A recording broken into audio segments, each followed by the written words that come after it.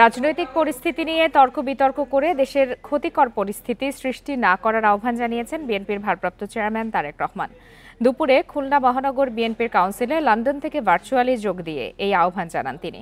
তারেক রহমান বলেন, এসব বিভক্তির মাধ্যমে লাভবান হবে সাবেক স্বৈরাচার ও সরকার বিরোধীরা। 15 বছর পর কাউন্সিলের আয়োজন করে খুলনা মহানগর বিএনপি। নগরের সার্কিট হাউস মাঠে আয়োজিত কাউন্সিলে বক্তব্য রাখেন স্থানীয় ও কেন্দ্রীয় নেতারা। কাউন্সিলে লন্ডন থেকে ভার্চুয়ালি যোগ দেন দলের ভারপ্রাপ্ত চেয়ারম্যান তারেক রহমান। সংস্কারের প্রয়োজনীয়তার কথা উল্লেখ করে তিনি বলেন, রাজনৈতিক স্থিতিশীলতা নিশ্চিত করতে না পারলে কোনো সংস্কার সফল হবে না। বিভিন্ন দল ও মতবাদের মানুষের মধ্যে দ্বিধা দ্বিমতের কথা উল্লেখ করে এর পরিণতির কথা মনে করিয়ে দেন বিএনপির ভারপ্রাপ্ত চেয়ারম্যান।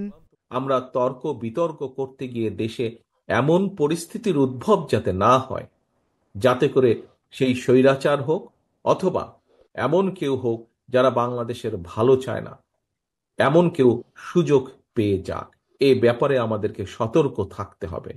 এর একই সাথে আমাদেরকে সতর্ক থাকতে হবে আরো একটি বিষয়ে। প্রিয় সহকর্মীবৃন্দ, আমাদেরকে সতর্ক থাকতে হবে যে আমরা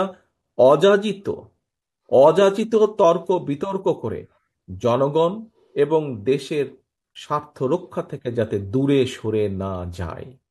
তারেক রহমান বলেন, বিভ্রান্ত হয়ে অনৈতিক কাজে জড়িয়ে পড়া নেতাকর্মীদের বিরুদ্ধে ব্যবস্থা নেওয়া হয়েছে।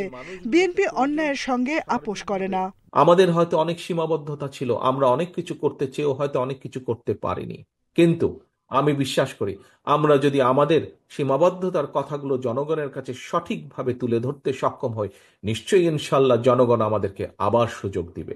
এবং এইবার সুযোগ দিলে আমরা যেই সীমাবদ্ধতার কারণে যে কাজগুলো বিগত আগে করতে পারিনি, সেই কাজগুলো আমাদেরকে এবার সমাপ্ত করতে হবে।